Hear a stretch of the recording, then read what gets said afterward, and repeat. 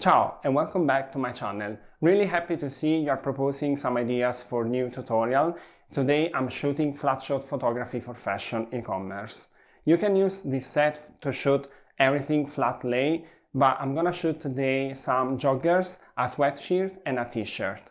As you can see from my back, I have two lights. I'm gonna propose you two lighting setup, one with two softbox and the other one just using ceiling light. So I'm gonna reflect with some reflector the light on the white ceiling. So if you have white ceiling, it's really good because you can reflect lighting and also have a big light source.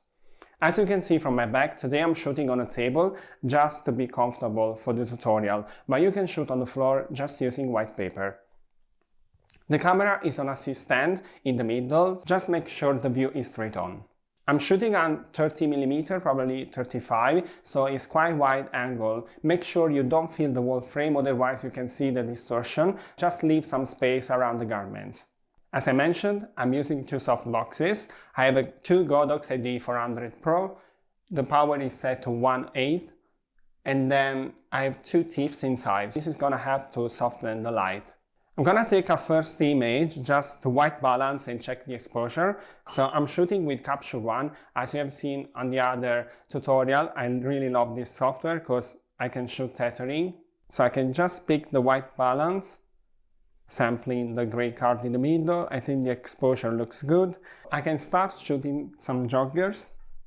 Let me just put them on the table. It's quite important to have a neat styling, so make sure everything looks good. The things you cannot style, you can retouch, and also make sure you have a nice gap between the legs.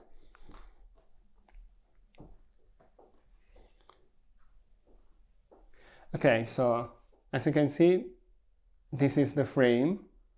I think I'm gonna shoot something like that, and then I can crop the image. To show the line in the middle, I'm just gonna take one picture like that. So I have these two strong shadows because they are twofold, and then I can choose to remove them in Photoshop, or I can just create a composition. So I can just use this shot for the middle line. Okay, this is another styling option where you basically fold backwards one side, and then I can flip one side, which is looking the best. So I'm gonna flip the left side probably, and then I can remove the text and also reduce some shadow, some creases and whatever. So let me keep the two images so I can show you exactly what I'm gonna do. Now we can shoot the t-shirt.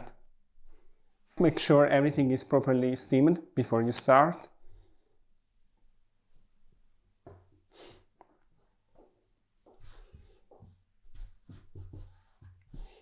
These are not new, so it's a bit more difficult to style.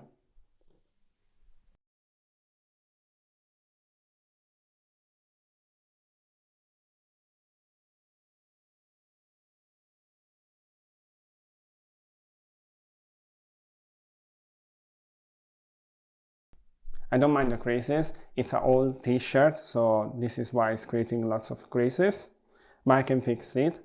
I think it's even better, so I can show you how I retouch. And then for the last image, I'm gonna change the lighting setup so you can have a look at a different light setup. So let me take one image to check the exposure and also pick the white balance, because of course if the ceiling is not properly white, you can also balance it. Yes, you can see. Now we are ready for the styling. Let me show you.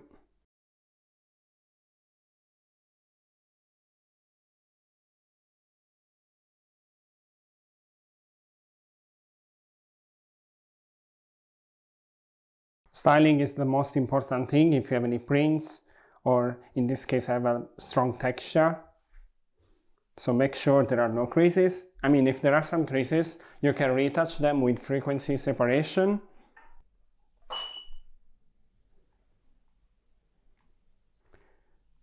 Let me lose the crop a bit. Yeah, I think this is looking good.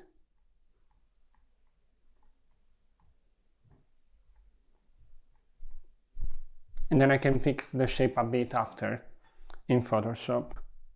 As you saw from this tutorial, there are two important things to keep in mind once shooting flat shot photography. One is lighting. If you have white ceiling, just reflect the light as I did for the last image.